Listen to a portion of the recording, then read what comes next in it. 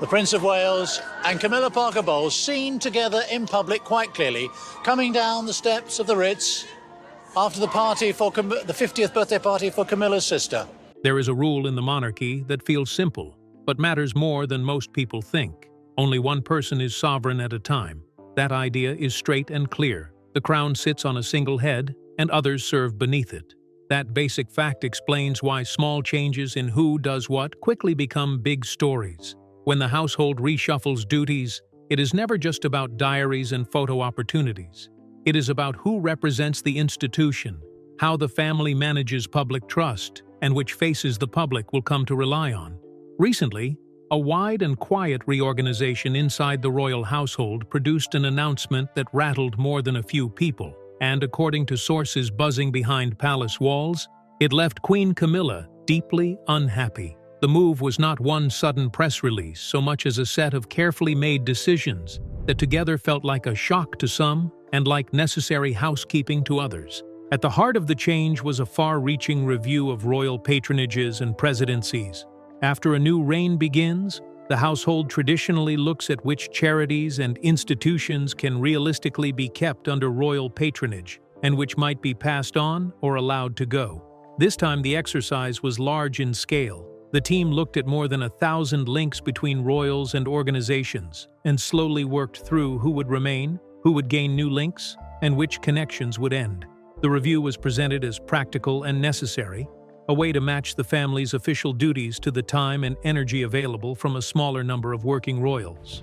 But the result was a list of winners and losers, and that list stirred strong feelings in some corners. When those recommendations became public, the effects were immediate. Hundreds of charities that had long enjoyed the prestige of royal patronage found themselves reassigned or told the relationship would not continue.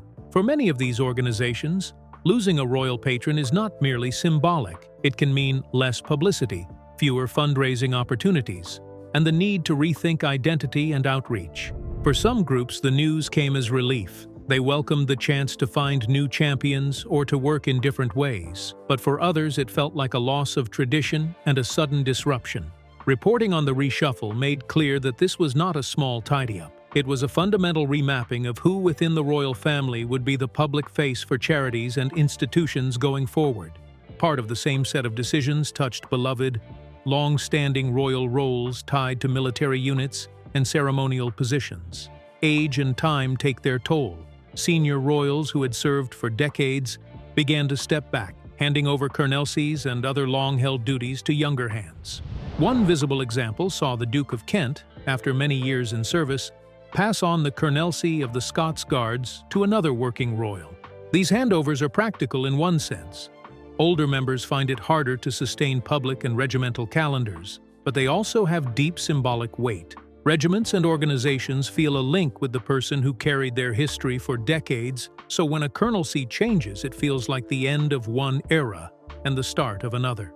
Those quiet parades and handovers may not make sensational headlines, but they reshape the fabric of royal life and remind everyone that the family is moving toward a smaller, more concentrated group of active members. At the same time, the mechanics of keeping the monarchy running were under the microscope. The vast renovation of Buckingham Palace, a project billed as the most extensive in living memory, has been a central part of the household's planning.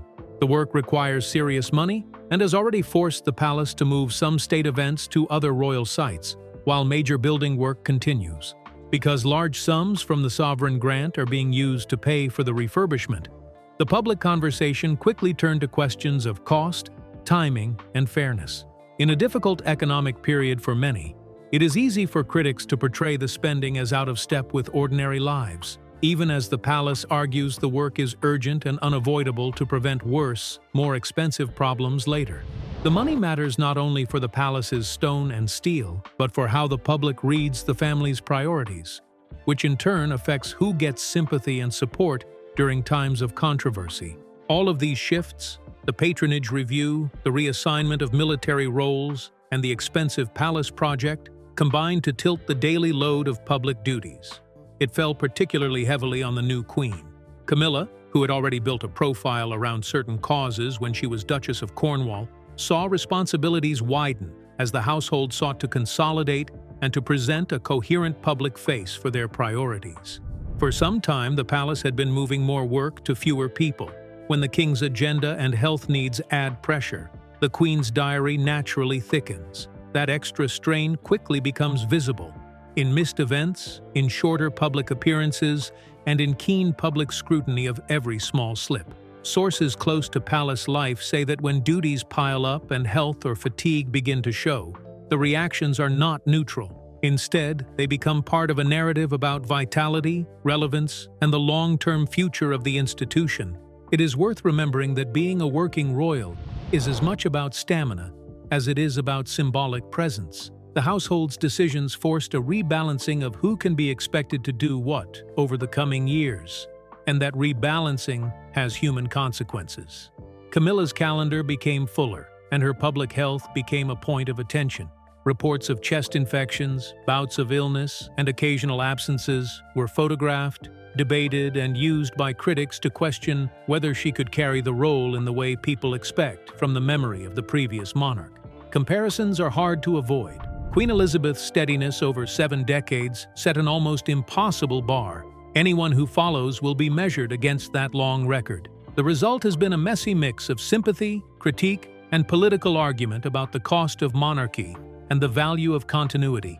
The review's practical outcomes muddied the political waters. Some charities found themselves in the Queen's list of continued patronages and praised her support. Others lost royal links and had to cope without the profile they had relied on. This uneven distribution invited questions about priorities and process. Why did some groups keep royal support while others did not? Was the decision driven by public need, by personal preference, or by what would make the most visible splash? Those questions fed into a broader conversation that was already taking place about transparency and fairness in how an ancient institution adapts to modern expectations. For those watching closely, it was hard not to see how decisions that look like administrative housekeeping can land as politically charged choices in the public square. On top of the structural and financial debates, there were emotional currents. For Camilla, the job has become deeply personal as well as public. She is not only the queen at the center of a big constitutional and cultural debate. She is also a wife standing by a husband whose health has required treatment. That role, to be partner and public representative at the same time, stretches a person. In private circles, sources say the stress of constant travel, long days on the road, and the pressure to be visibly well can wear anyone down. Small public slips, missed speeches, brief absences, or shaky moments caught by the cameras are often presented to the public as signs of decline, which makes public life even harder. The pileup of responsibilities, especially during a time when the household is shrinking the circle of active royals, became a central reason behind the Queen's reported frustration. It is easy to forget that royals, despite their profile, are people who age and get tired, just like everyone else. When the public expects a certain relentless level of performance, born from the memory of a 70-year reign, the reality of limitations produces anxiety both inside the palace and among the public. For Camilla, the added scrutiny was not only about whether she could keep up the pace, but whether the public would accept a different model of service, one that looks less like ceaseless activity and more like careful selected appearances chosen for impact and sustainability. That idea of selectivity sits uneasily with some critics who prefer to see the Queen in more visible and frequent roles. The timing of the patronage review and the palace's other changes amplified the sense that the household was trying to steer the institution through a delicate moment. On the one hand, the shakeup aimed to modernize and to make the royals' work more sustainable. On the other, it exposed tensions about who gets to represent the family and which organizations are given priority. Those tensions were especially visible in public reactions to who gained and who lost patronage. The palace framed the decisions as sensible planning, but in the media and on social platforms, the moves were read as clues about power, preference, and the direction in which the monarchy was heading. For some members of the family, the review offered relief, fewer duties, a clearer focus, and the chance to hand important roles to colleagues who could give them more energy. For others, it felt like a diminution of tradition and a cut that came without enough ceremony. The Duke of Kent stepping back from the Scots Guards, for example, was both an acknowledgement of his long service and a signal that the guard of working royals was tightening. These changes are practical and inevitable. The emotional cost is that long-linked relationships with institutions and communities feel suddenly altered or ended. People who have spent decades attending regimental events, hospital wards, and fundraising dinners do not disappear from those ties lightly. The handover of roles therefore carries both practical clarity and the sense of an era ending. In public perception, the timing of big spending on the palace's refurbishment made the whole household feel fragile. When the public hears about expensive works and rising sovereign grant figures while also seeing stories of missed visits and changing patronages, a narrative forms that mixes money, tradition, and managerial choice. The palace defends its actions as necessary maintenance and careful modernization. Critics say the optics are poor when the country is dealing with economic pressures. That tension is not new, but the intense focus on the figures made the reshuffle feel less like internal housekeeping and more like a public test of the monarchy's relevance and priorities. Beyond the headlines, the reshuffle has consequences for the charities themselves. Royal patronage brings visibility. It opens doors and helps organizations reach donors and volunteers. When that link is removed, charities must rethink how to keep momentum. Some will adapt by building new partnerships and refocusing their messages. Others will struggle to maintain the public attention that only a royal connection can sometimes deliver. The palace's choices therefore have ripple effects into communities that depend on reliable support. That is part of the reason the decisions are sensitive, and why the fallout is not just political theater, but a matter of real-world consequence. For Camilla, the personal cost of being the visible face of a contentious reshuffle cannot be ignored. Reports of charitable shops closing or of financial worries at patron organizations feed into a story in which royal support is judged by its short-term results rather than its long-term symbolic value. When a charity associated with the Queen has to scale back, critics seize on it as proof that royal backing does not always translate into saving an organization. That narrative is painful and can be unfair. No single person, royal or otherwise, can control complex financial realities, but perception often outpaces nuance in public debate. For Camilla, being tied to the institution's financial and structural choices makes each announcement heavier and each absence more visible. There is also a deeper conversation about generational transition. The review deliberately moved responsibilities toward younger working royals. That shift reflects the practical need to have those with energy and years ahead of them take on duties that require travel and sustained visibility. It also reflects a strategic desire to shape the monarchy's public face for the future. For older members like Camilla, the move to hand more international trips and high-profile engagements to the next generation can feel like a narrowing of scope. It can look, in public framing, like a temporary tenure rather than a lasting role. That perception may be unfair. The Queen's influence and patronage choices will resonate for years, but narrative tends to prefer tidy stories, and the idea of a temporary steward makes for a neat hook, even when reality is messier. Inside the household, the decisions were presented as careful planning. The aim was to make sure charities had consistent royal patrons and to make sure the family could sustain a credible public program without exhausting key members. But the human side of the story meant some individuals felt pushed and some felt overlooked. Camilla's reaction, described by insiders as frustration and fatigue, reflects the strain of carrying responsibility while being judged for circumstances that are only partly under her control. The challenges of public life, where every absence is weighed and every speech is parsed, create a pressure cooker environment that turns routine administrative decisions into personal trials. If the reshuffle has taught anything, it is that modernizing an ancient institution is never just a matter of lists and roles. It is about psychology, habits, and history. It is about who the public trusts and why. The palace's desire to concentrate duties and to shape a sustainable working group is sensible as a strategy, but it is also bound to cause friction when long relationships are adjusted or ended. People with emotional claims to certain roles, veterans, charities, regional groups, often react to changes as losses of identity. That is a hard truth for managers of institutions to accept, especially when they are dealing with centuries of tradition that are not easily untangled. For those who support Camilla, The story reads differently. They see a woman who has taken on more duties, who is managing the strain of public life while also standing by a partner during health treatment, and who is trying to carry forward causes she believes in.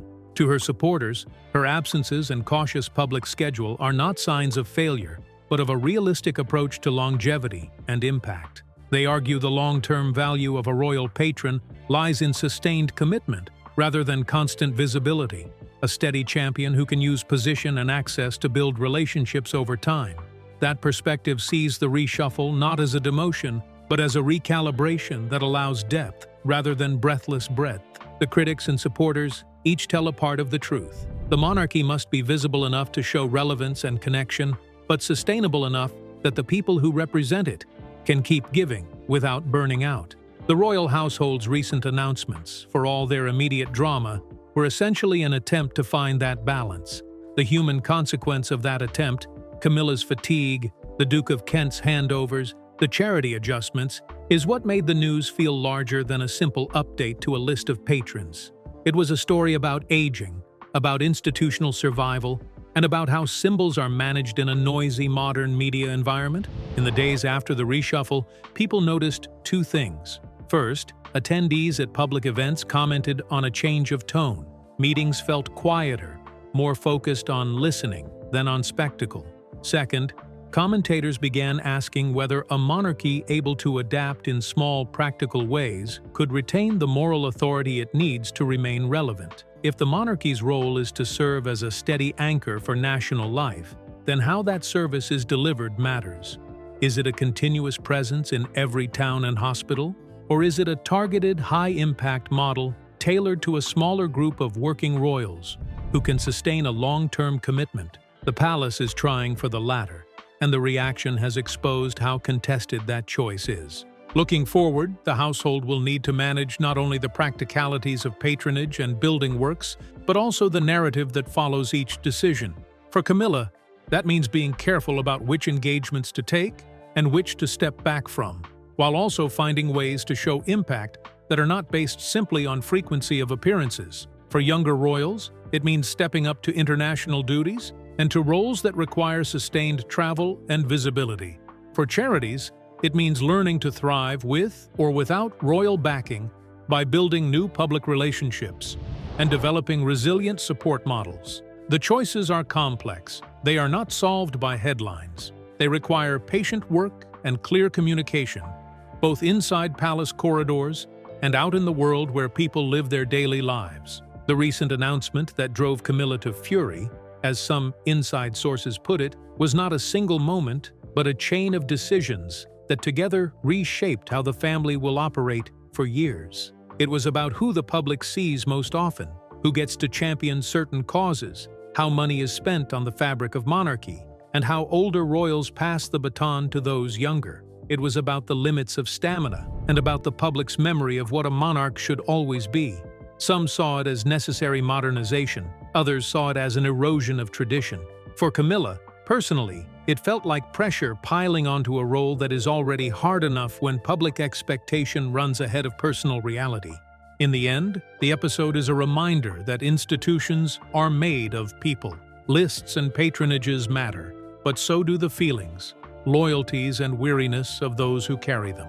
The palace can draw up the cleanest plan for who does what, but only time will tell how well that plan supports the people who must live it and the charities who rely on it. Camilla's frustration is not only a headline moment, it is a human response to a heavy set of responsibilities and a public stage that offers little privacy and even less room for honest recovery. As the household settles into its new pattern, the public will watch how the Queen manages duties, how younger royals step into their roles, and how charities adapt to their new realities. If the palace's aim is to make the monarchy sustainable and relevant, then the success of the reshuffle will be measured not by a single announcement, but by quiet outcomes. Stronger long-term charity projects, maintained international ties, despite moved receptions, and a working royal group that can carry the load without constant crisis. Whether or not people agree with every decision, the hope inside the family is that a steadier, more deliberate approach will ultimately strengthen the institution rather than weaken it.